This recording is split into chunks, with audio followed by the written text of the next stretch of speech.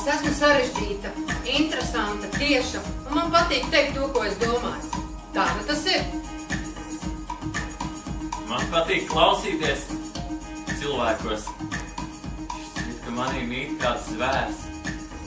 Tas varētu būt tīģeris.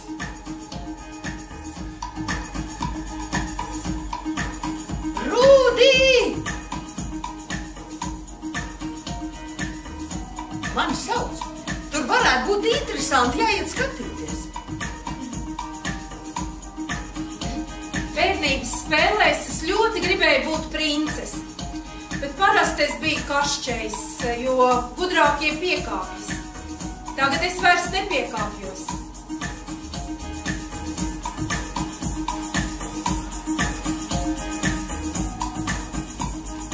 Līdz 5 gadu vecumam man bija labi. Un tagad atkal es eju tur, kur ir jābūt labi.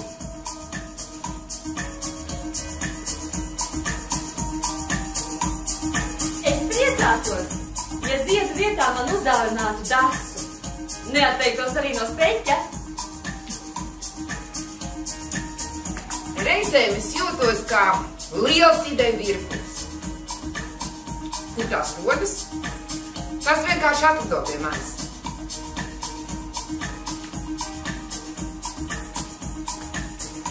Bērnībā, kad neviens neredzēja, es lidoju. Man šķiet, tas bija tāpēc, ka es biju laimīga. Es turpinu lidot.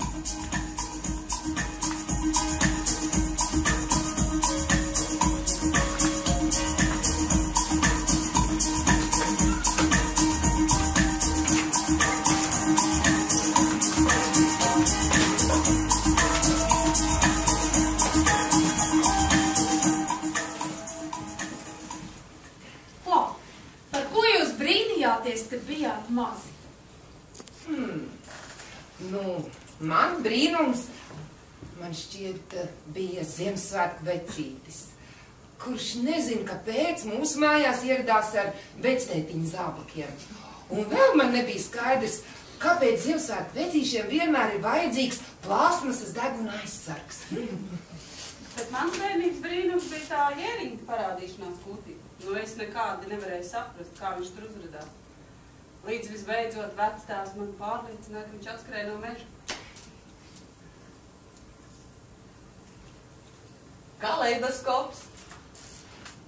Tā grozi, un tik skaistas bildītes. Redzi? Un tad es viņu izjaucu. Tur iekšā bija 3 spogulīši un parasti stīklīši. Tad kaut kādā augstā ieķēros, no visa spēka ievilpos, pastiepos tirkos, cik vien varēju, sadzemies kaut ko ieraudzīt. Ar katru reizi kļuva vieglāk. Tagad es sapratu, tas bija galds. Kad es biju maza, man patika braukt cauri Rīgai, jo tur bija tādas gaismiņas, kādu Limbažos to laiku nevarēja redzēt. Virs brīvības, toreizējās Ļeņina ielas, tur bija tās zilās zvaigznītes, un skatlogi visi bija neona izkārtnēm tādām, kas spīdēja. Saviem vecvecākiem es biju brīnums. Es atceros to dienu, kad man bija 5 gadi, un es paliku nakts grupiņā pa nakti. Un man vecāmama pieskatīja mūs, un tas notika dārziņā. Un naktī pamodos, neviena nav blakus, un es meklēju vecāmām pa visu dārziņu, nevaru atrast. Izlēmu doties mājās, atslēdzu durvis ar pidžamu, likām kājām, un vēl joprojām atceros to sniega sajūtu uz kājām. Es atceros bērnībā, es nemācēju svilpot, nemācēju braukt ar riteni. Notika brīnums, un es iemācīju. Mans brīnums bija bērnu rašanās. Māsa vienkārši uzradās ne no kurienes. Nekādas ārējas pazīmes pirms tam par to neliecināja. Pēkšņi vienā rudens dienā mēs ar vecomāmu cepām pīrāgus, pagalmā iebrauca Volga, un vecāmāma teica: "Re, atveda princesi Nesmejāni." Un tā nu māsa bija mājās. Man toreiz bija kādi 4 gadi. Gāja laiks, man jau bija 10 gadi. Un sāka runāt, ka mums varbūt būšot brālis. Nu, šoreiz es sāku uzdot jautājumus. Es prasīju, kur ta viņš ir un kā var zināt, ka viņš būs, esot mammai vēderā. Atkal nekādas pazīmes, manuprāt, par to neliecināja, bet es jautāju, kā viņš tur ir ticis. Nu, no sēkliņas radies. Nu, skaidra lieta. Pēc kāda laika brālis piedzima, un ap to pašu laiku klasē vēl 2 meitenēm uzradās brāļi vai māsas. Un tā nu mēs tādā profesionāļu dombiedru grupā apspriedām šo lietu. Un vienai no viņām mammai esot bijis ķeizars. Nu, es jautāju, kas tas ir. Nu kā, nu tas taču ir tā, ka to bērnu izgriež no vēdera. Sveiki, kā te manējais tik ārā? Nu tā, joprojām gāja laiks, un es nezinu, kāpēc es nevienam par to nesaņēmos neko jautāt. Un man jau bija kādi 15, 16 gadi, kad es informāciju meklēju literatūrā, konkrēti Zentes Ērklas darbos. Un bija tāda grāmata Bez 5 minūtēm pieauguši. Daumans paņēma trauku, aizgāja pie kaut kādas beibes, un pēc tam viņai bija bērns. Es ilgstoši domāju, ko tieši viņš ar to trauku varēja darīt. Nu, šobrīd man tās tehniskās nianses ir pilnīgi skaidrs, bet bērna rašanās vienalga, manuprāt, ir pats lielākais brīnums.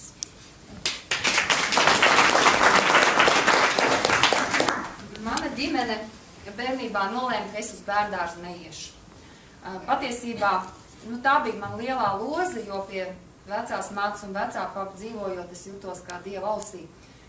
Es darīju visus lielo cilvēku darbus kopā ar veco māti, un viņi man bija iedvus uz pārliecību, ka bez manis vispār nekas nevarētu notikt.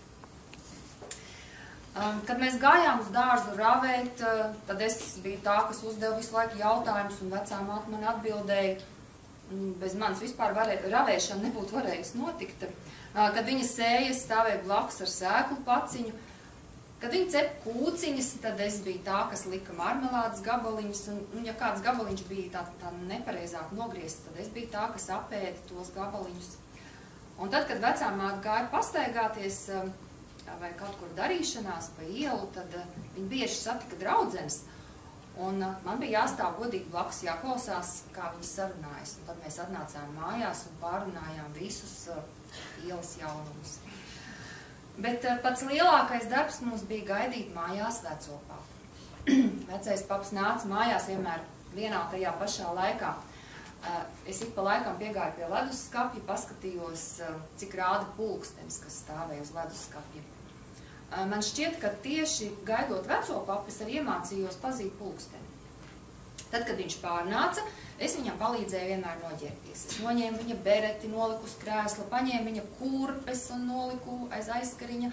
Ātri to vajadzēja izdarīt, jo es zināju, ka tad viņš ar mani spēlēsies. Mēs spēlējām hokeju. Es biju uzbrucējs, mana uzbrucēju nūja bija mazās laukāmā slotiņa.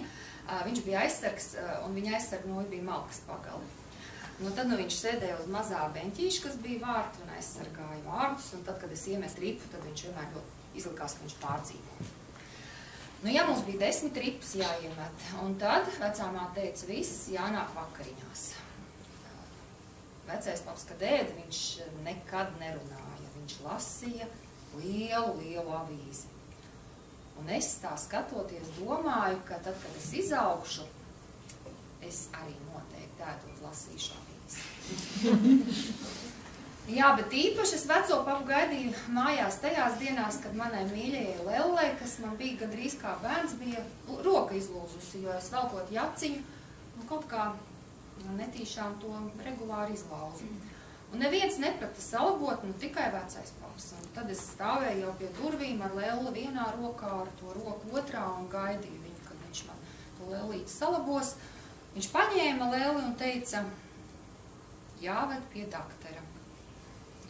Paņēma un aizgāja augstajā koridorī, kur es nedrīkstēju iet.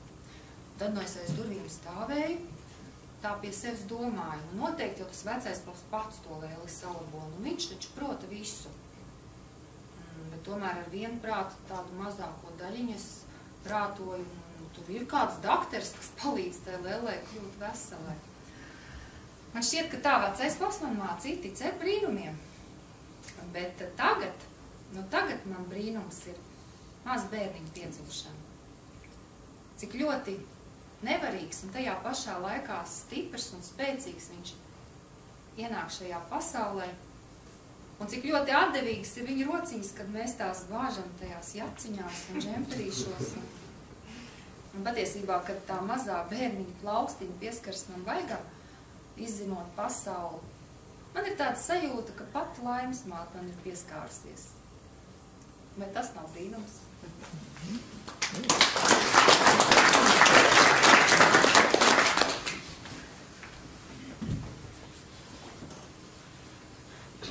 Viens no manām pirmajām bērnības atmiņām ir par slimnīcu. Es secinu to, ka tās ir ļoti agrīnas atmiņas pēc tā, ka man mugurā ir lācītes. Nu, to es atceros. Atceros logu, gultiņu un lācīti. Bet, diemžēl, tās nav pēdējās tāda veida atmiņas, jo līdz kādam 5-6 gadu vecumam slimnīcā man nācās pavadīt ļoti ilgu laiku. Nu, nekā patīkam tajā, protams, nebija. Tas, ko es vairāk atceros, tā sajūta, cik es ļoti gribēju mājās, visu laiku gribēju mājās. Bet tie brīži, kas man ir iespiedušies atmiņā, ir diezgan spilgti. Piemēram, kā es stāvu pie slimnīcas loga un caur to logu skatos, kā krīt pirmais sniegs. Bija arī tādi jauki momenti. Piemēram, mums deva mīkstu baltmaizi ar kefīru. Tas bija tāds prieks toreiz. Vai kad es biju izgājis ar vecvecākiem pastaigā parkā, pie Rīgā, pie lielās bērnu slimnīcas liels parks, bērns pastaigās, bet viņi man piģāmē pa virsmu uzstīvēja džemperi un cits ielas drēbes un aizved man uz zoodārs. Tas bija forši. Bet tad kādu dienu man teica, tev nedos šodien ēst, jo rīt būs operācija. Uztvēr pilnīgi mierīgi, jo ko es zināju, kas tā operācija tāda ir. Bet pēc tam es pamodos reanimācijā, kur man bija jāpavada 3 dienas. Visbriesmīgākais laikam bija tas, ka tur logs klāja melni aizskar un nevarēja saprast, vai tā ir diena vai tā ir nakts. Viss likās tāds tā kā murgs. Bet tomēr es kaut kā piefiksēju, ka blakus gultā ieved puisi, ko es sabraucu tramvajs. Es tur tā gulēju. Un gulta zem manis kļuva viena slapjāka. Un es saucu māsiņas, neviens, protams, nenāca. Jo tā bija tāda 80. gadu slimnīca, ja kādam ir bijusi darīšana, tad saprotat, ko tas nozīmē.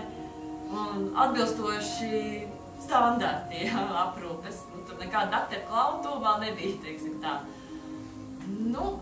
Bet kaut kā es iemācījos ar daudz ko tikt galā tajā laikā.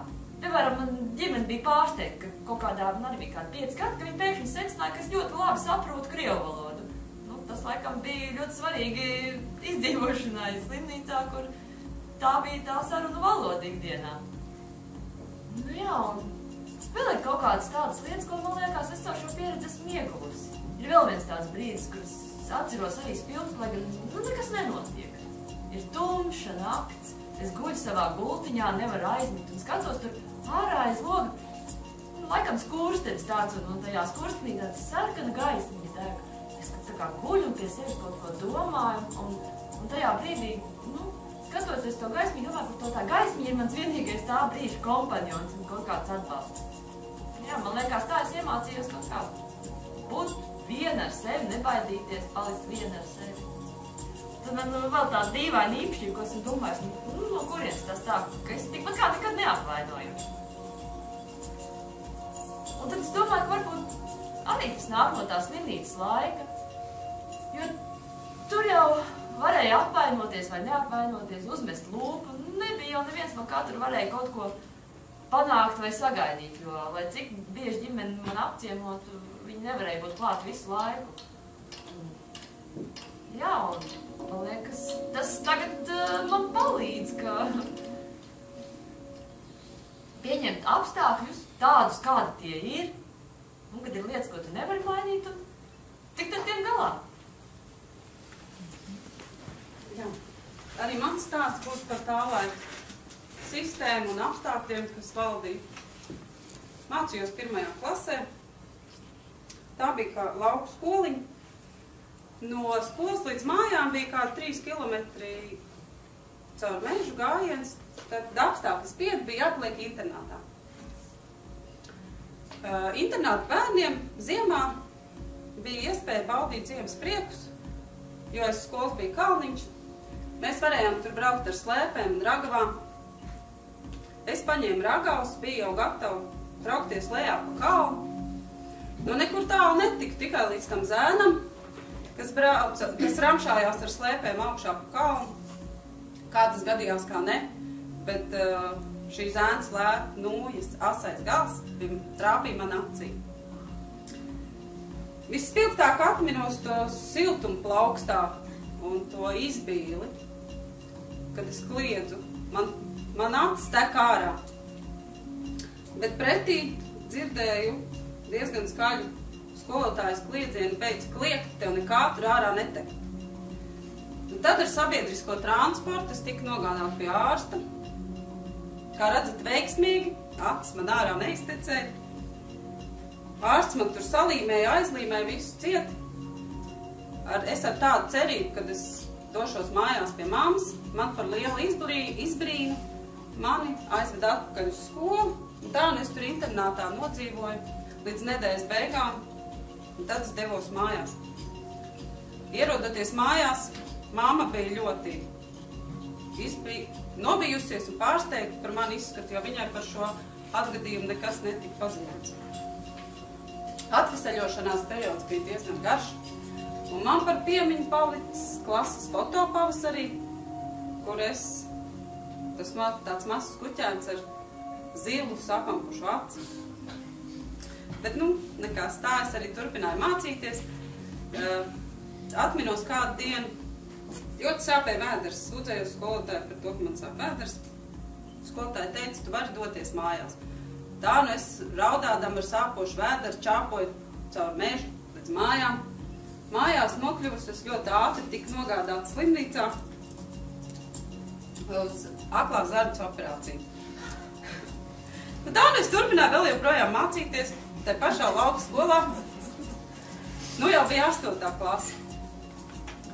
Pavasars visi ārā pagalmā braukājās ar velosipēdiem, arī es tiku pie velosipēda. Priecīgi braucu, pretī braucu klasviedrs, bams, sadursme. Pirmais, ko atminos, kad atvēra acis, nekādu nevarēja saprast, kāpēc visu uz manīm tā skatās. Laikam kādu brītiņu bija jau tur pagulējis zemē. Tad kāds no klasbiedriem teica, celies augšā, ejam uz stundu. Cēlos, devos tik līdz klases durvīm, klases durvis bija cieta. Mēģināju atvērt klases durvis, liekot rokas durvju roktura. Nesaprotu, kāpēc es nevaru atvērt tās durvis. Laikam to galva bija diezgan spēcīgi sasakrust. Tā es tur cīnījos, acīm redzot, vēl kāds aiz manis nāca, es tai klasē tiku. Bet, vēl viens pārbaudījums priekšā ir jāapsēžās krēslā. Pirmais mēģinājums bija neveiksmīgs. Aizsēdos garā. Bet arī stundā bija kaut kas jārada burtnīcā. Tad gan es tā pilnīgi sabijos, jo es sapratu, ka man roka man neklausa, un es uzrakstīt nevaru neko. Laikam man par laimi, skolotāji man izsauc arī pie tāfeles. Arī tur man nekas neizdevās, viņa bija ļoti pikta, teica, lai es beidzu māžoties un sāku rakstīt to, kas jāraksta. Bet tad kaut kādā veidā, acīm redzot, klases biedri skolotājai pastāstīja, kad es esmu nokritus un kā sasuktus galvu.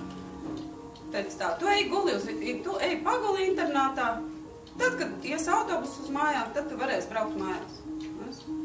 Tad man modināja, teica, tev jāiet uz autobusu. Tā es arī gāju. Gājiens līdz autobusu pieturē bija kāds 20 minūtes.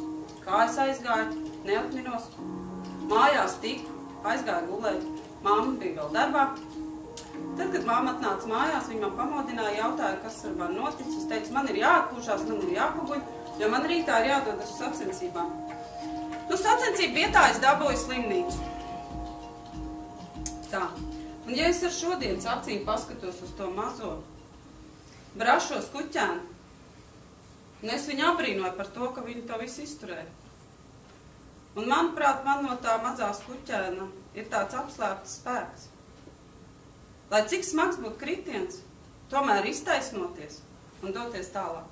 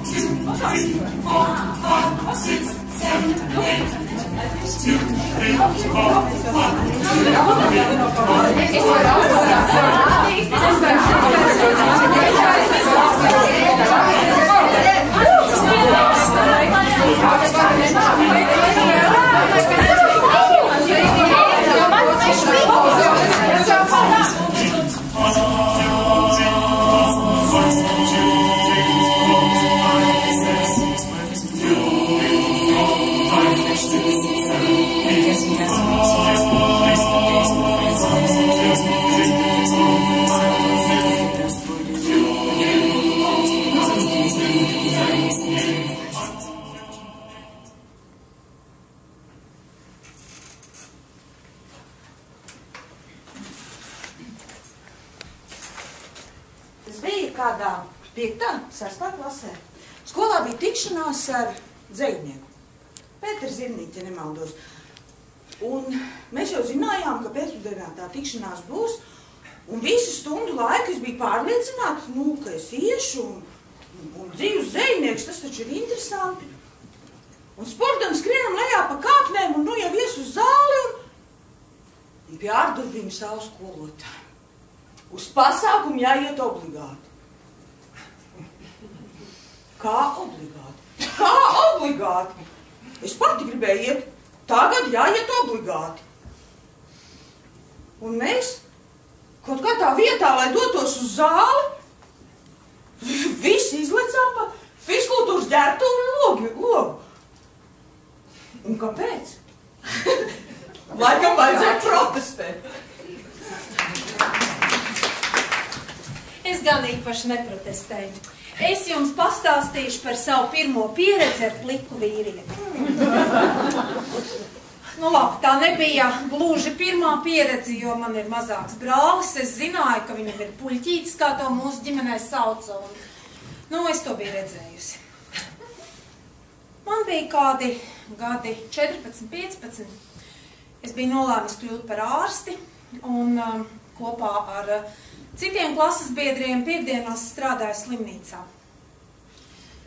Ar draudzeni domājām, ka sāksim ar pašu grūtāko, tāpēc izvēlējāmies sākt ar tā saucamo strutu ķirurģijas nodaļu, kur bija cilvēki ar dažādiem iekaisumiem pēc amputācijām, un šo nodaļu varēja pa gabalu sajust pēc smakas, kuru no drēbēm pēc tam vajadzēja vēdināt ilgi.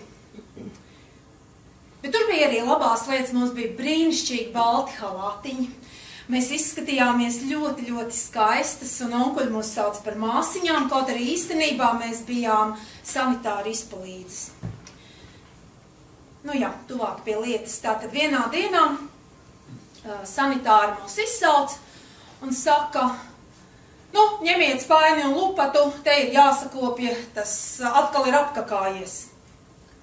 Mēs ieejam istabiņā, un tur guļ onkulis, un viss smird tā, ka ir skaidrs, kas ir noticis.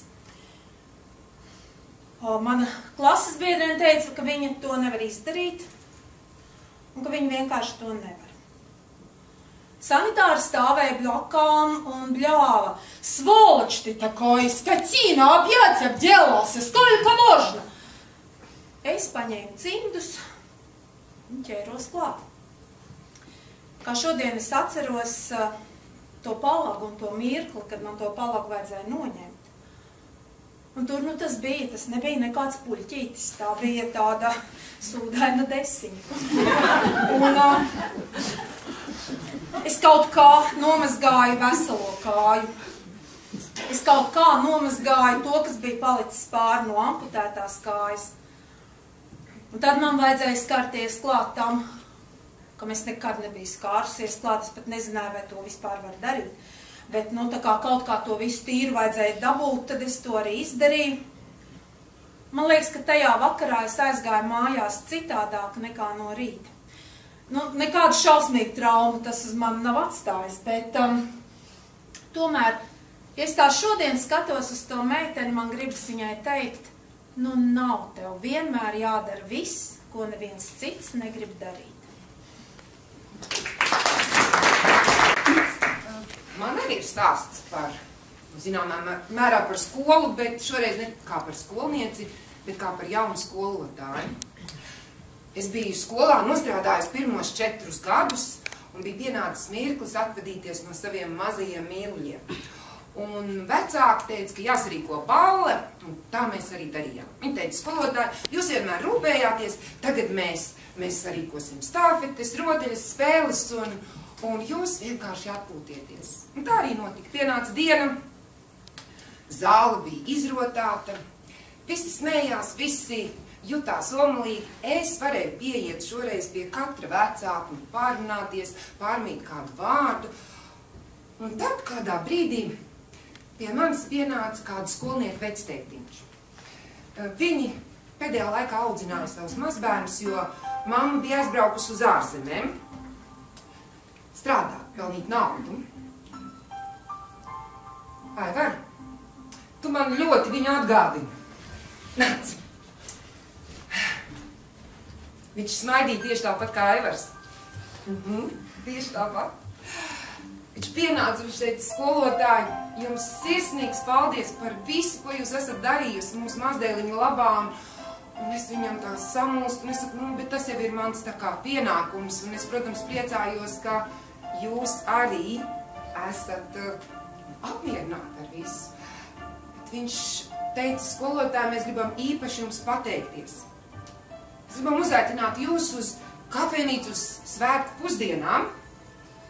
Un tajā brīdī, protams, ka manī viss sagriezās, jo es domāju, kā mums skolotāji nemēdz iet uz pusdienām ar savu skolēnu vecākiem, bet viņš stāvēja tāds smaidīgs un jauks. Un es domāju, kā lai es tam vecajam cilvēkam pasaku, ka nē, es neiešu. Un es viņam piekritu. Es teicu, ka es došos uz šīm pusdienām.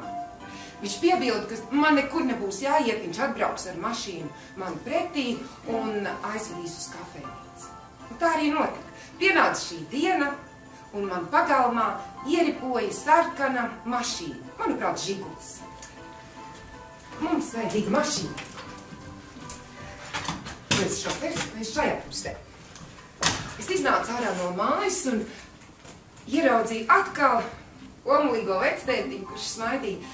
Man gan mazliet izbrīnīja tas, ka viņš bija viens pats mašīnā, bet es sapratu, ka vecā mamma noteikti ar mazbērniem gaida kafejnīcā un jau laicīgi pasūta, lai mums tur nav jāsēž lieki un jāgaida, kā jau tas kafejnīcās mēs būtu. Un mēs sasveicinājāmies un tā viņš tur smaidīja. Un pirms uzsākām braukt, viņš paņēma kaseti un ielika magnetolā. Un sāka skanēt dziesma angļu valodā. Un viņš man pavaicāja, skolotāji, jūs saprotat angļu valodu?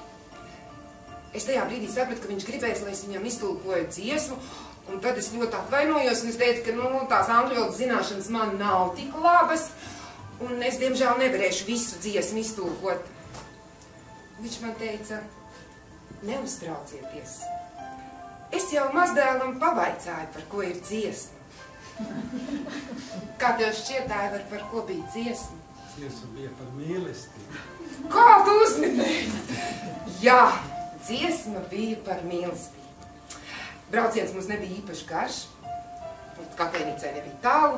Mēs atbraucām, devāmies kafejnīcā iekšā. Un tur nebija vecmāmiņas un mazbērni.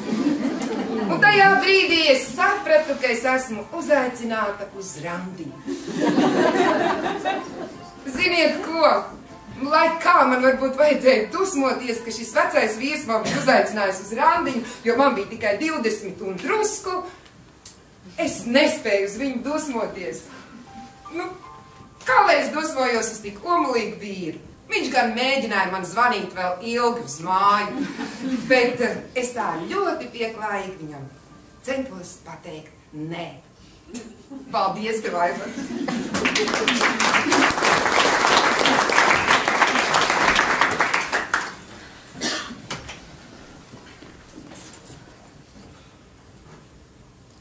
Bērnībā es ļoti gribēju dziedāt korī. Un tā no es skolā gāju pieteikties korī, man pārbaudīja balsi. Skolā man pateica, ka balss nav, un es dziedāt noteikti nekad neiemācīšos. Tā nu tagad es pieaugu, un es izlēmu, ka es tomēr gribu tikt uz dziesmu svētkiem. Un gribu tomēr iemācīties dziedāt. Es devos uz veikalu un nopirku nošu mapi. Es nenopirku parastu nošu mapi, es nopirku visdārgāko nošu mapi, ko es varēju atrast. Melnos ādas vākos.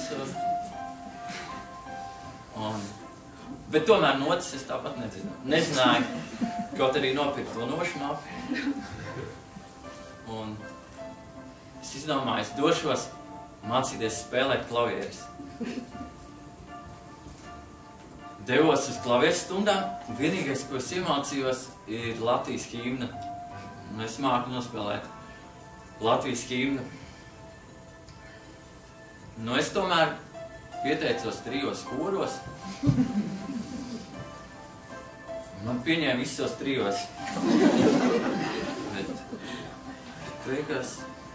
Beigās sanāca, ka katrā korī savā balsī.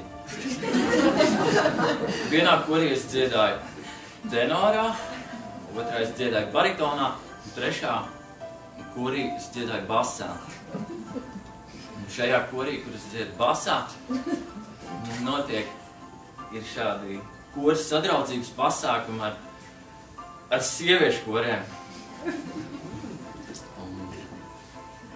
Tā nu, šis vīri koris devās uz šo pasākumu ciemos pie sieviešu kora. Pasākums notika Igatas pilī, un autobusā es dzirdēju, kad daži vīri tā aprunā tās sieviešu korī tās dāmas. Teica, ka viņi dejos tikai ar tām smukajām, lai tās pārējās, kas gados, lai tās sēž un ēd savus rasols.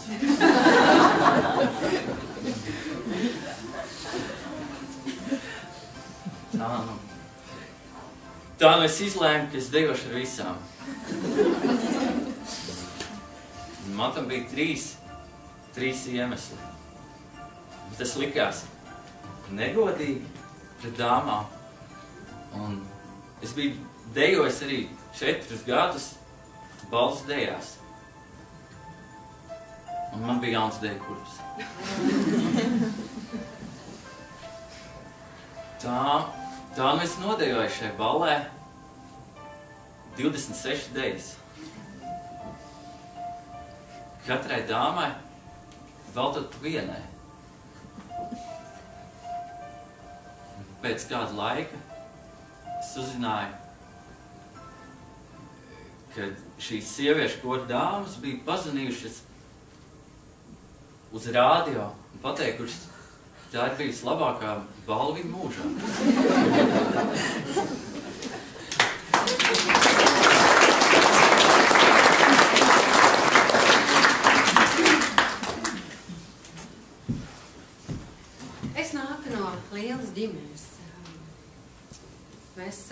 saviem vecākiem esam 4, un es esmu vecākā māsa.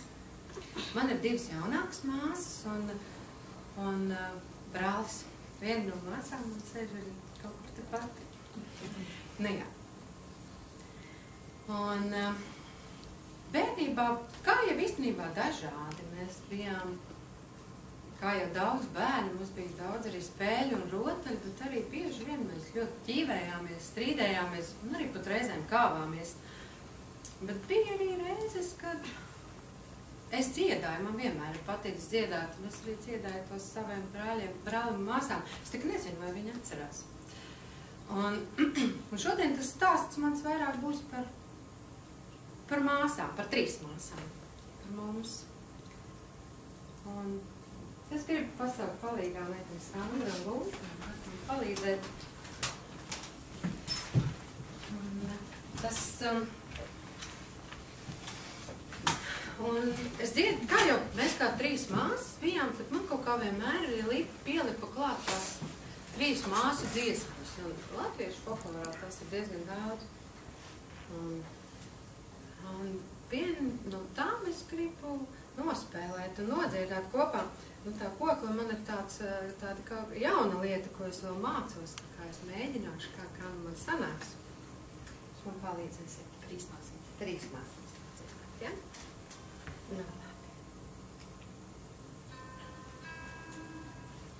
Mēs bijām 3 māsiņas, visas mīļi dzīvojami, rairidilallā, visas mīļi dzīvojām.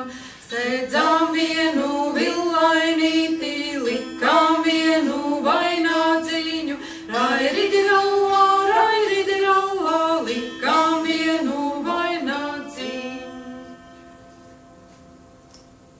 Mana vidējā māsa, viņa ir lieliska mamma saviem bērniem, un viņa ir lieliska, man liekas, arī treneri. Vismaz es gribētu pie viņas kādreiz patrenēties, sporta treneri. Bet tad, kad viņai bija 16 gadi, man liekas, ģimene pieņēma lēmumu doties dzīvot uz ārzemēm, uz Ameriku. Un viņa tajā reizē mācījās profskolā, tad grāmatas laikam. Un viņa pateica vecākiem, nē, viņa teica, ka viņa nekur nebrauks, ka viņai ir jāpabeidz skola. Un tas bija brīdis, kad viņa uzsāka savu patstāvīgu dzīvi.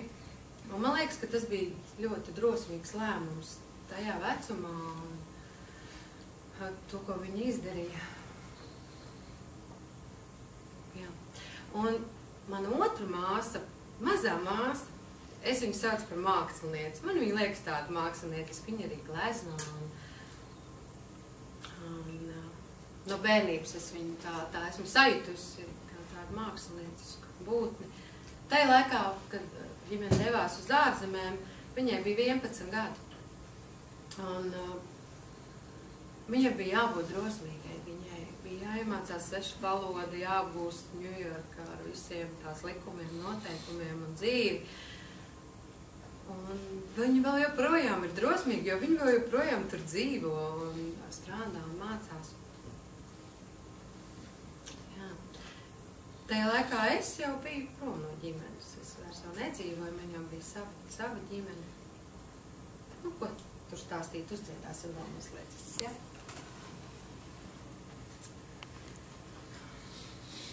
Vienu riekstā kodoliņu, to uz pusēm dalījāmi, rairidilallā, to uz pusēm dalījām. Kad mēs visas šķirsīmies, plūdīs gaužas asāriņas, rairidilallā, plūdīs gaužas asāriņas. Es neatceros, ka tad, kad mēs šķīrāmies, būtu bijušas asaras, laikam jau tā īsti nebija.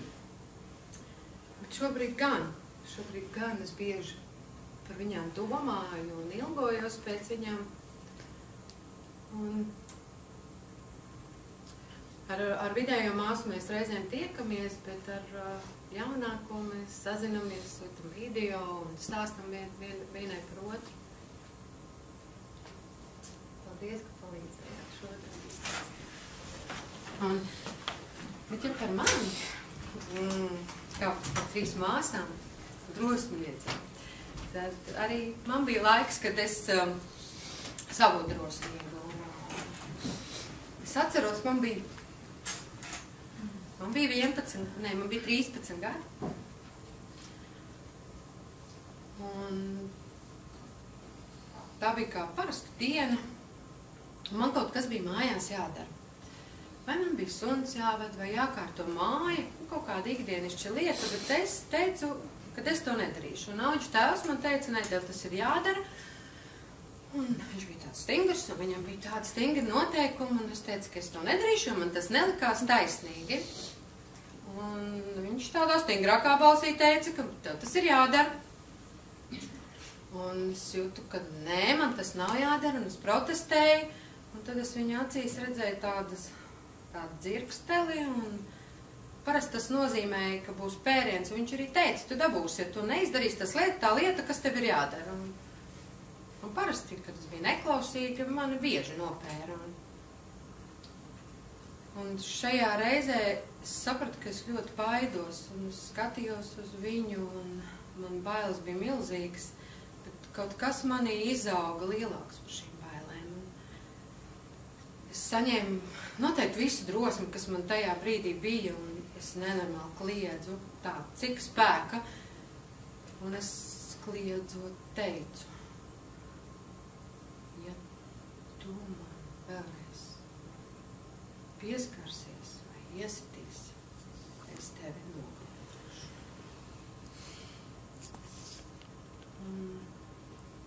Tā bija pēdējā reize, kad kāds bija pacēlis uz manu roku, tā skaitā arī auģu tēvs. Jā. Un es šobrīd domāju par to, ka tāds mīlestība pret vecāku var izaugt tādā lielā naidā. Un par to, ka tajā brīdī man bija jāsāk uzticēties cilvēkiem no jauna. Un jau šobrīd tad nav tā, ka es nebaidos. Es domāju, ka es diezgan bieži baidos, bet es vienmēr stājos bailēm pretī un viņas pārvar.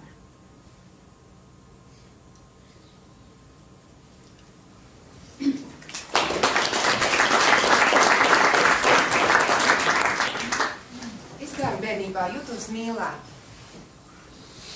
Un jo īpaši man šķita, ka es esmu mīļmeitiņa savam tētim.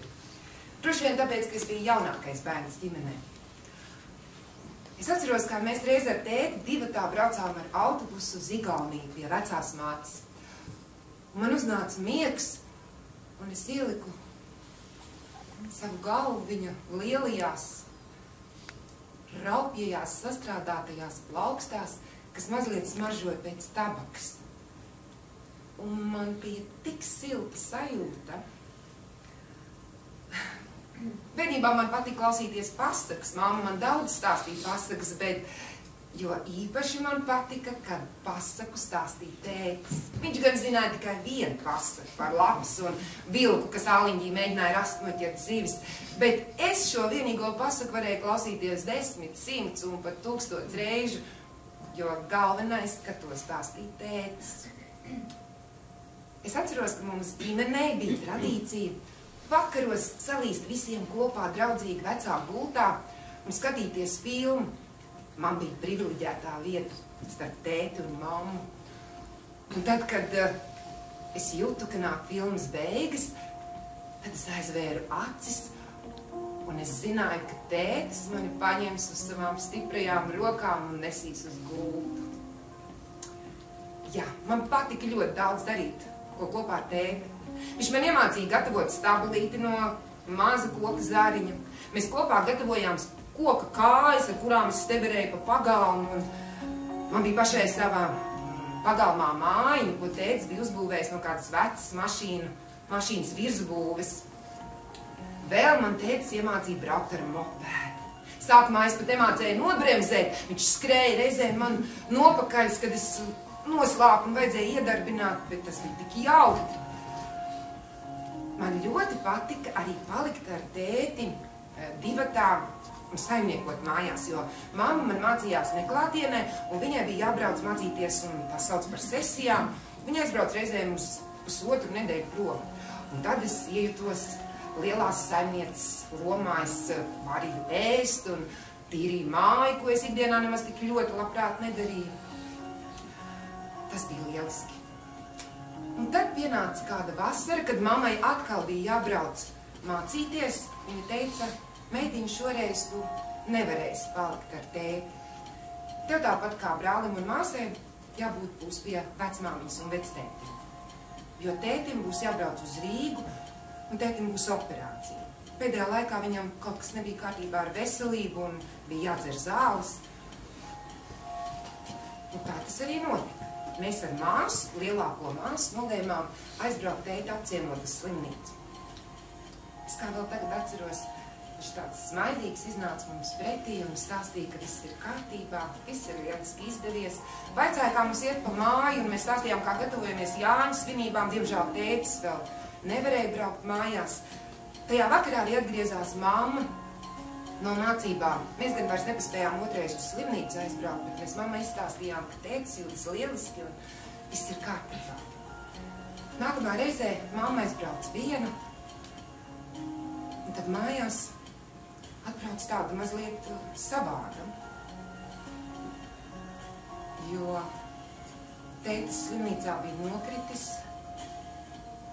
un bija paralizēts. Es toreiz vēl nesapratu, cik tas ir nopietni. Es turpināju braukt mammai līdzi uz Rīgu, viņa brauca katru dienu pie tēta. Viņa sēdās pirmā vilcienā, vēl naktī, un ar pēdējo vilcienu brauc atkal mājās. Un man patīk braukt līdzi uz slimnīcu. Es varēju samīļot tēti. Viņš nevarēja pakustināt ne roku, bet samīļot es viņu varēju. Un ārsti taču visu spēja. Ārsti izārstēs. Un tad mamma pēdējā laikā neļāva man braukt līdzi. Un kādā vakarā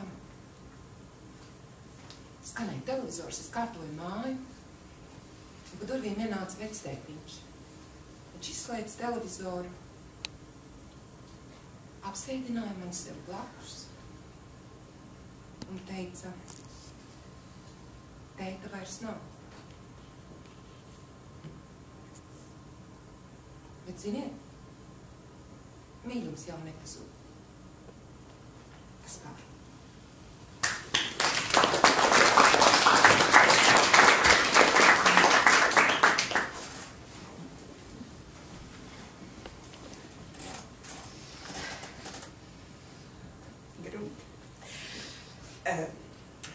Es, savukārt, esmu uzaugusi matriarchātā.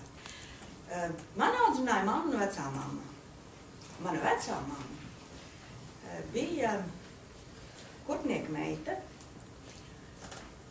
un laikam ar tāda amatnieka asins sastāvu. Viņa prata pilnīgi visu. Vismaz man tā likās. Viņa prata adīt, šūt, tamborēt. Nu, tas jau pats par sevi. Šūt, pāršūt. Prātam neiedomājamas lietas. Bet viņa prata arī tādus vīriešu darbus. Nu, kādu vīriešu darbu? Nu, visu darbu, kas jādara. Reiz mums atnācis bija skursteņslauķis un iztīrījis skursteņu. Un pēc tam tā kaut kā nevilka tā plīts, un vecā mamma lietišķi teica, ka vajagot iztīrīt skursteņu kāju. Nē, viņa to nekad nebija darījusi. Es to sapratu, jo tas viss tā tika izspriests, kas man tagad jādara. Un koridorī staigāja, klaudzināja pa sienu un ieklausījās, meklēja to kāju. Man par lielu brīnumu, jā, izvilka tādu ķieģelīti un tiešām izvilka veselu kādus 2 spaiņus ar sodrējiem, līdz pēc tam ilgi labāk.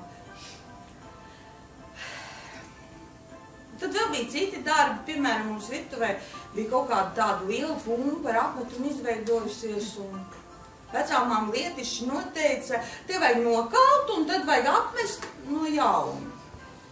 Ar tādu vieglumu. Nekas nebija grūti. Šodien lēma, rīt darīja un nekādu gumiju nestiep. Darām darbi ir jāizdara. Ko es esmu iemācījusies?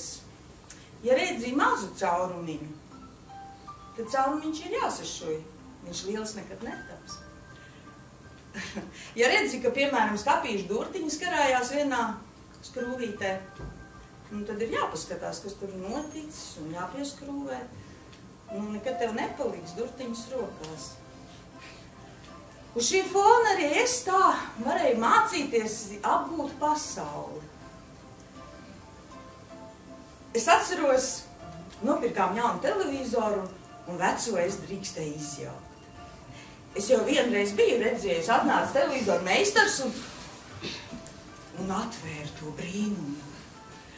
Un tur iekšā bija tādas visādas lampiņas un tagad es to drīkstēju izskrūvēt. Mamma tik teica, kineskopu neaiztiec. Es biju ļoti piesardzīga.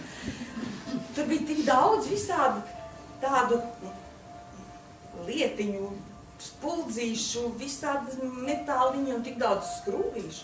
Tās man visas saimniecībā pēc tam varēja noderēt. Tad vienreiz es veicu mājās elektrifikāciju savā aizskapijā.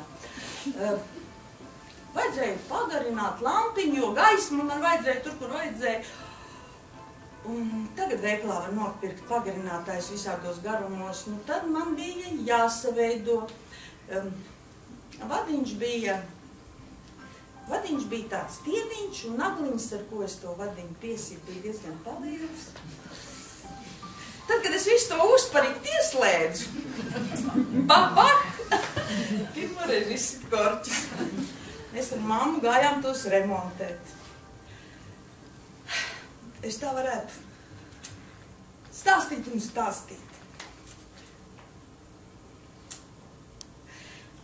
Jā, mamma un vecā mamma man ļoti pietrūkst. Bet es jums varu pateikt, ka tad, kad no mājās kaut kas saplīst, piemēram, fēns iziet no ierīnas, es viņu tā vienkārši miskastē neizmetu. Es vienmēr paskatos, kas lācītim vēdrā, jo pienāks X stunda, un man būs jāzina, kā to lietu saremontēt. Kad zini, kad man ir grūti vai vajag galvu sakārtot, man ļoti patīk adīt. Zeķis vislabāk. Es ādu zeķis ar svītriņām, ar oseklīšiem, bet visvairāk man patīk adīt ar vāverēm. Vajag man sanāk izskatās. Ko tu dari, kad tev ir grūti? Es eju peldēt. Jā, vielu pār plecu, es eju peldēt. Un vispār man ir teorija, ka jebkurš riebeklis jūras krastā pārvēršās par labu cilvēku. Zini, tad, kad man gribas, lai man paliek labi, es tā kā īstenis latvietis, gan dziedu, gan rodas. Bet, ziniet, tad, kad man ir pavisam smagi un šeit spiež, man ir nepieciešams kaut ko izremontēt. Kāds jauns tapets vai pārbīdīt mēbeles. Bet pie vieglākām sāpēm man palīdz skriešana un arī malkas skaldīšana. Kad man gadās kaut kāda ķībele vai vienkārši ir skumji, es vienmēr savā galvā tā kā mēģinu aizceļot uz to brīdi, kad šis viss būs pagājis, pārgājis un nebūs vairs aktuāli. Man jau šķiet, ka reizēm noder arī paraudāt spilvenā un ļoti labi uzlabo omu šokolāde. Tik daudz laimes hormonu rodas. Kad man ir grūti, tad es klausos radio. Kādu? Radio tev. Man tas ir atkarīgs no tā, cik grūti. Ja tā kā drusciņ, tad ļoti labi palīdz Rozamunda Pilčere. Tas ir tās filmas, kur 4. minūtē parādās liktenīgais vīrietis, un viss ir skaisti. Un Ja ir sliktāk, tad man vajag draudzenes, lai kopā pasmietos un atrast komisko pusi. Un ja ir pavisam slikti, tad par laimi tā ir ļoti rēta. Kad man ir grūti, es braucu uz Trikātu. Ai, kas ir Trikāta? Tie ir mani lauki. Bet tā, ka tas ir tālu vienmēr nevar, tad es... Kur tu paliki? Kur tu paliki? Tad es reizēm paņemu šito.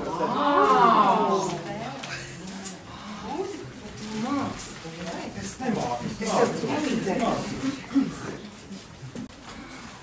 Bet tas viss sākās tā, pavisam nejauši.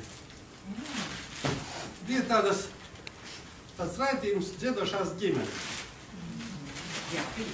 Un tur bija tāds Gunārs Sigaunis, kurš tam cik izteicās, ja atmiņu nebija, kad dziedāt un kaut ko spēlēt, var jebkurš cilvēks. Arī tie, kuri tā saucot, sakot, nemuzikāli. Un tad es izdomāju, man tuvojās 50 gadi, es izdomāju, ka es varētu sagādāt sev dāvanu. Dāvanu 50 gadu jubilejā un iemācīties par spīti visiem, par spīti visai pasaulē, vienu dziesmiņu uz akordeonu. Akordeons mājās jau bija, puika mācījās mūzikas skolā, un tā es tā izdomāju. Vajadzēja kaut ko sākt darīt. Es palūdzu sievu, lai viņa apstāsta, kā to lietu dara, un pamāca. Bet tad es sapratu vienu lietu, ka tas, ko viņa stāsta, es vienkārši to neuztveru. Es vienkārši uztveru pasauli kaut kā savādāk.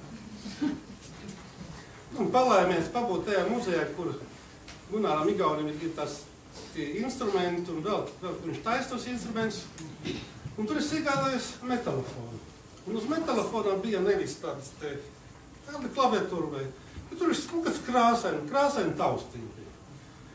Un blakus līdz nāca tāda pamācība, kur meldiņš bija, tā dziesmiņa bija ar krāsņiem sazīmēt. Un tad es domāju, ka es arī varu krāsņus iezīmēt. Jā, nu laikam ne jau paveldīt tas tā bija,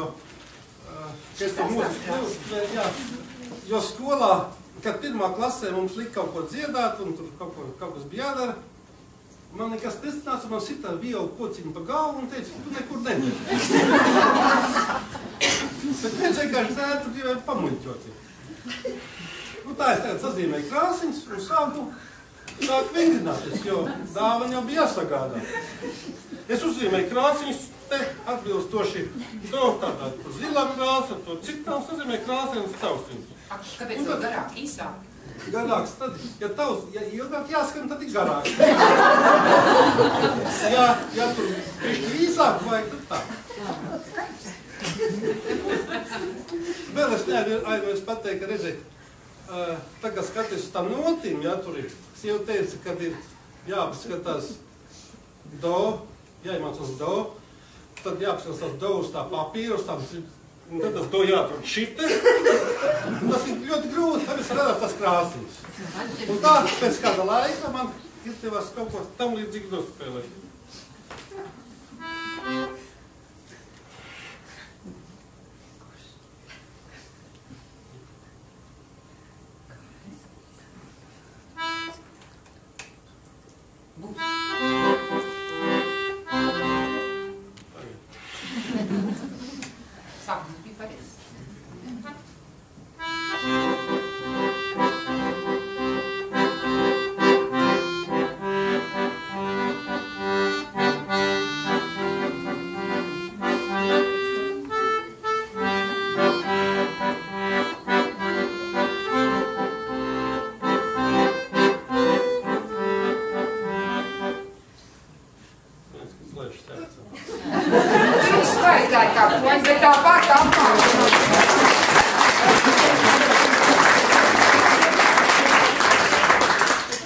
Tas lielais joks ir, kad tu jūti, ka bišķi ķērs, bet tu reiz nevar atrast. Bet var teikt, pa kādu mēnešu laiku es to dziesmu varēju pacelt, jo viņi likās kaut cik tā vienkāršāk. Bet man iepatikās. ka tu kaut ko esi izdarījis. Ja? Un sāka likties, ka tas ir daudz par maz, ka vajag vēl kaut ko. Vēl kaut ko. Un tad, bet krāsa jau ir nodzisušas. Otrais to pašu ceļu iet jau vairs nelikās pievilcīgi, un tas likās šausmīgi grūts ceļš. Un es gudroju, ko tagad iesākt. Un radās ideja, tā kā nocis raksta ar 5 svītriņām raksta, tad es savilku 5 svītriņus uz lakšardzi un kaustiņam, lai varētu, skatoties uz tās dziesmas tekstu, tā vieglāk atrast padarīšanu šeit. Un tad es mācījos nākošo.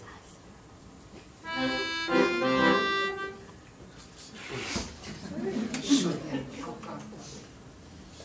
Es nezinu.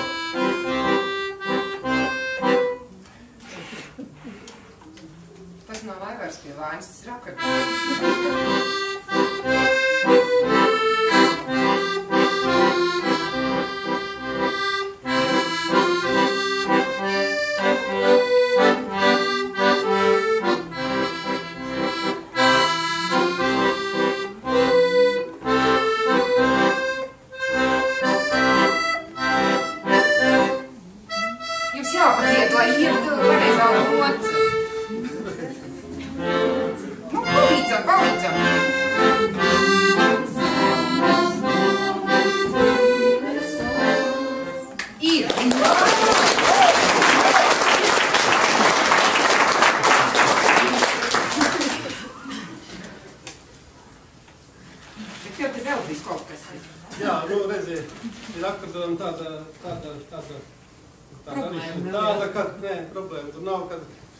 Jāspēlē ar abām rokām.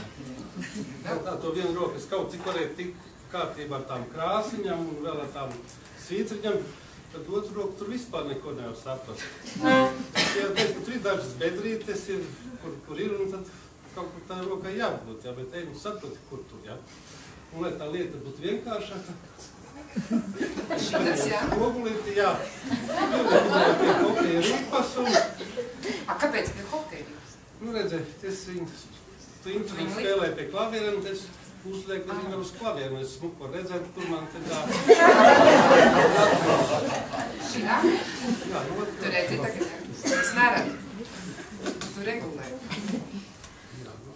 Tu jau tevi profesionāls, tevi nelīdē. No, ir. Spoguls pie manis.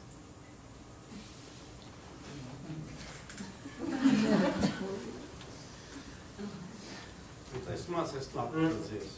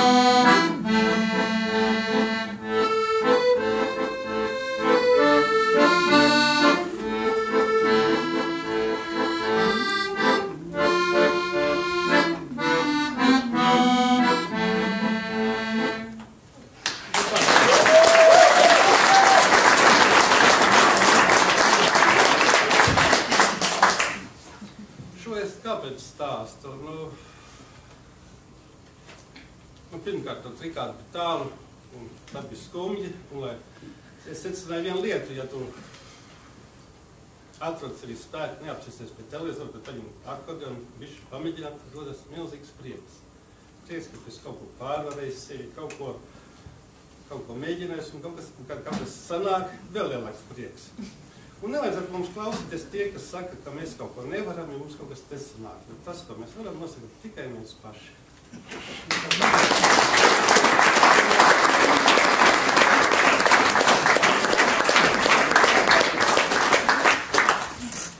Šitas bija labais. Kurš ir teicis, ka tā nevar mācīties spēlēt akordeonu? Neviens. Kurš vispār ir teicis, kas ir pareizi? Līdz 18 gadu vecumam es lieliski zināju, kas ir pareizi. Es zināju tur pirms kāzām ne, un pēc kāzām 3 bērni un 5 govis, un 5 govis un burkānu vagas, un es tā pareizi arī dzīvoju. Tā pareizi es arī dzīvoju līdz kādiem, nezinu, gadiem 30, kad es viss nojuka. Un man sākās pusauģu vecums. Man reāli vajadzēja izmēģināt visu, ko es nebiju pamēģinājusi. Es izdomāju, es nezinu, kādā stulbumā, ka man vajadzētu sākt pīpēt. Es sāku pirkt cigaretes. Es nopirku paciņu, pamēģināju, man nepatika. Es pirku nākamo citādāk, pamēģināju, man nepatika. Man mājās bija visu veidu cigaretes, kāds bija veikala piedāvājumā, nevienas man tā arī neiepatikās, un pīpētājs no manis nesanāca, un tad arī tas beidzās. Un šobrīd es teikšu, man ir vienalga, kā ir pareizi un kā ir nepareizi. Es vienkārši dzīvoju nost. Kā maza meitene, es biju ļoti kārtīga un vispār ļoti paklausīga. Bet es biju arī ļoti emocionāla, un ja es biju sākus raudāt, tad man vispār bija ļoti grūti apturēt. Es atceros vienu gadījumu, kad mamma man izlaida pagalmā spēlēties blūzītā un zeķubiksēs. Garām gāja onkuļi, man liekas, un gāzi bija atveduši balonus. Pienāca pie sēdz un teica, puisīt, pasauc mammu. Es viņiem neko neskaidroju, es ieskrēju mājā un ilgi raudāju. Man liekas, es kāds 3 stundas raudāju, gan par to, ka onkuļi dumji, gan ka mamma kleitu neuzvilka. Bet laiks ir pagājis un tādu uzaugus man tagad ir diez, ka patiesībā es gribētu biežāk paraudāt. Nē, par skumjiem gadījumiem jau nē. Bet par tādām skaistām izrādes beigām vai par kādu aizkusinošu stāstu gan. Jā, izklausās, ka mēs tādas pareizās esam savākušās. Man jau var šķiet, ka es tāds pareizs cilvēks vienmēr bijis. Bērnībā ļoti centos, lai visu izdarītu tā kā nākas, un tomēr piedomāju pie tā, kā citi reaģēs, ko citi teiks. Bet es gan nevaru noliekt, ka es vienmēr arī esmu mazliet dumpiniecis bijusi un ne par velti skolotāju, man par čūskulēnu nogodāju. Bet tas dzīvē arī noder, vai ne? Un tad, Gunte, man gan mazliet vēlāk pieleca tas, ka nav ko uztraukties par citiem. Nevajag domāt tikai par citiem, vajag sākt domāt par sevi. Un tad es saprotu, un arī ir tā kā jāatlaiž tie spārni un jālaiž un jācenšas baudīt dzīvi un jāatver no dzīves viss tas skaistākais. Dzīve taču ir lieliska, vai ne? Aivar, tev var tas šķiet? Jā. Tad to peļķi, laikam, jāpastāst, jā? Kā peļķi? Mums nāca arī tāda peļķa. Kādreiz viņa bija mazāka, bet tāpat bija zināmas neērtības. Reizēm bija grūti ar savām kājām tikt garām, un reizēm, ja ziemā ne tā sasala, lauza mašīnu. Un tad mums ciematā kaut ko raka, un es sapratu, ka liks jaunu asfaltu. Es izdomāju, tā taču ir iespēja tikt, un tās peļķes ir vaļā.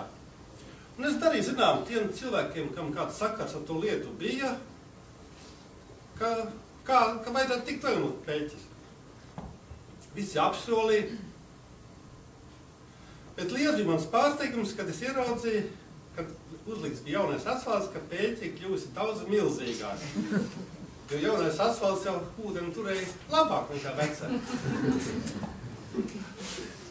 Un tā ejot ar peļķi bieži un garām, reizēm papukojoties, es ievēroju, ka pie peļķes mēdz pulcēties bērni. Viņi tur rotaļājās, staigāja plikām kājām pa peļķi, vēl kaut kur tur brauc ar riteņiem cauri, ziemā slidoja. Un es reiz kādam puisatam jautāju, kā tev patīk mūsu peļķa? Šeit forša. Es domāju, cik labi ir būt bērnam. Un cik labi arī mēs reizēm varētu aizmirsties un būt kā bērni un papriecāties. Kaut arī par to, ka varam iekāpt ar kurpēm peļķetēs. Man liekas, ka man ar šito nav problēma. Bet, redz, tā stulbi sanāk, ka par to pareizību runājot. Es vienmēr esmu tā kā kaut kur tā domājis pa laikam, cik labi būtu būt tādai pareizākai, tā kā visu tur darītu, tā kā vajag, visu būtu tā godīgi uzvestos un tā. Un tā kā man būtu laba dzīve, un tad es tā kā varētu justies tāda, pieaugusi un nobriedusi. Bet tā kaut kā kādā brīdī es sapratu, ka kaut kā nesanāk, tad nesanāk. Un patiesībā tas briedums jau nav tajā, varbūt, cik tu centies tā kā, kaut kā visu pareizi izdarīt, vai... Bet tajā, ka tu sāc pieņemt sevi, gan ar visām labajām lietām, gan arī sliktās lietas, un tad arī tu pret apkārtiem kaut kāds lādzīgāks esi. Es jau gan sevi uzskatu par diezgan pieauguši, bet labi, nu tā līdz 14, 15 gadiem, tad gan es darīju daudz muļķības. Kaut kā nerīcās. Bet pieaudzis es jutos, tad, kad es ieguvu autovadītāju tiesības. Man bija pirmā mašīna, es varēju aizbraukt uz Valmieru. Bet kad man draugs iebrauc Priedē, un tad es sakal jūtos nepieaudzis. Viņš ar tā mašīnu iebrauc? Jā. Viņam iedēļ, Jā, es kā bērns biju ļoti draiska un aktīva un šausmīgi zinkārīga. Man vienmēr patika ielikt savu degunu, es kaut kur visu noskaidrot un darīt daudz lietas. Es gan dziedāju, gan dejoju, gan spēlējos, gan skrēju, gan smējos, un dzīves prieks bija ļoti daudz. Un tad kaut kā laikam ejot skolas, augstskolas, 4 bērni, 4 darbi. Vienā dienā es saslimu, un man bija 2 mēneši jādzīvo pa māju. Man bija daudz laika domāt. Un es sapratu, ka ir kaut kur pazudis tāds dzīves prieks. Tas tā mazā es, kuru es atceros. Jā, un es sāku domāt, kur tad viņš pazud. Un tā es nonācu teātrī un sāku spēlēt koku. Nē, nu jā, pareizi. Man arī bija ļoti pareiza bērnība, tad kaut kā arī tāda tīņa gadi man tā, nu nebija ar tādiem pārākiem kādiem starpgadījumiem. Un tad es biju pareiza sieva, pareiza bērnu mamma. Un tad manā dzīvē bija 5. gada revolūcija. Man bija 40 gadi, bērni bija pieauguši. Man bija vienkāršāk. Tās cigaretes bija meitām. Un es ar viņām gāju uz balkonu sapīpēt. Tad, kad man 3. reizi tā cigarete dzisa, tad mazā meita teica, mam, tev vienkārši nav talanta. Un ar domu ar pīpēšanu beidzās. Bet dzīve mutuļoja. Tā mutuļoja, likās visu var, viss sanāk, viss notiek. Tagad es mazliet esmu piegurusi. Bet par to pieaugšanu, man liekas, ka tā ir tāda pieaugušā privilēģija atgriezties tajā bērnībā un atkal būt bērnam. Tā. Jā, bet zināt, tad tajās reizēs, kad manī ieslēdz tā torpēda, manuprāt, es vēl joprojām neesmu pieaugusi.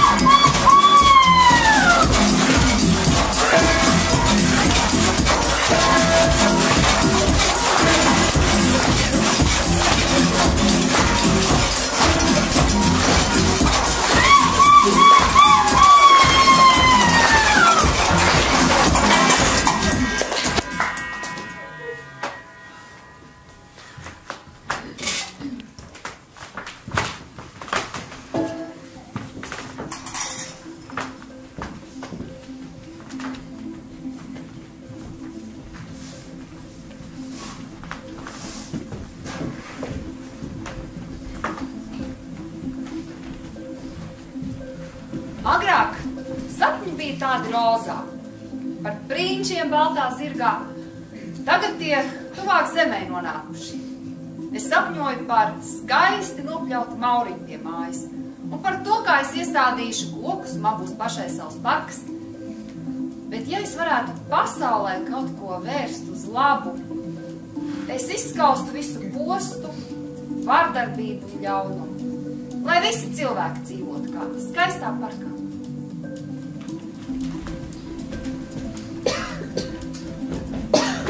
Ja es būtu radītājs, tad es vēlētos radīt tādu orgānu kā sirdsauss. Jo man liekas, ka mūsdienās cilvēki pārāk daudz runā un pārāk maz klausās. Un ja sev, tad šo sirdsausu es gribētu sev, lai labāk ieklausītos sevi un līdzcilvēkos.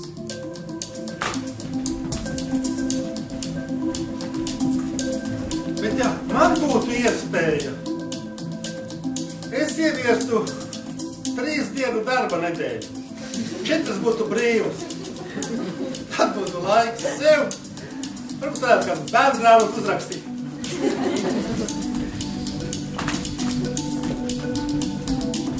Es esmu nevitīgā skrējienā, un man šķiet, ka man vienmēr pietrūks laika. Kaut dienas paliktu garākas, un es vēlos vairāk laikā atrast sev un saviem mīļajiem, saviem puikām. Un vēl man ļoti, ļoti gribētos, lai uz pasaules būtu mazāk slimību, lai mēs būtu veseli.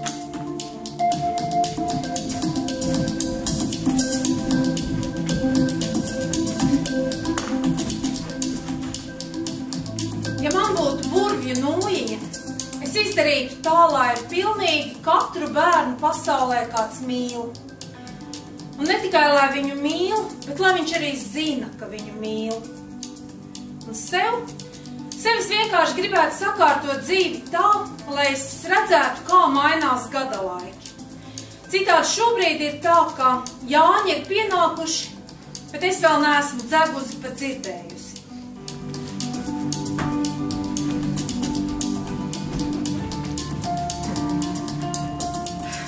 Jā, laiks un telpa. Un mums tas ir jāpiemāna.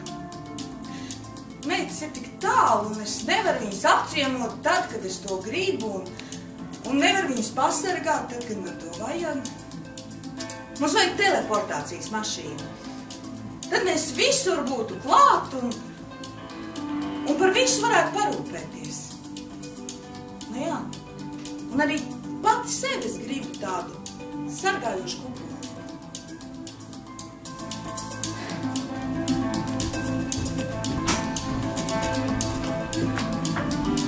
Ja man jautā, ko vajadzētu izmainīt pasaulē, lai tā kļūtu labāk, tad mana atbilde bija nevardarbīgā veidā 2 reizes samazināt cilvēku skaitu. Vai planētu iztaisīt 2 reizes lielāku. Tad visiem būtu vietas, visiem būtu ko ēst, un dabai būtu vieglāk. Bet pašai priekš sevis, ko es gribu, lai man aizvien kaut ko vēl gribētos. Kaut kur aizbraukt, kaut ko ieraudzīt, kādus satikt, kaut ko nogaršot, piedzīvot, un tad ir vērts dzīvot.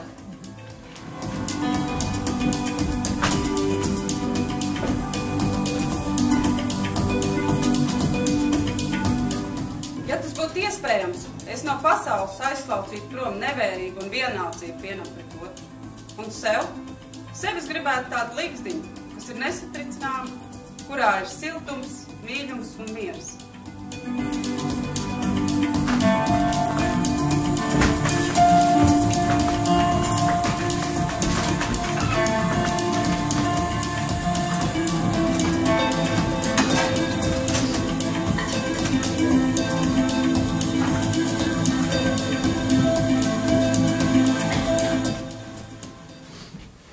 Un kā tev iet? My home has no door.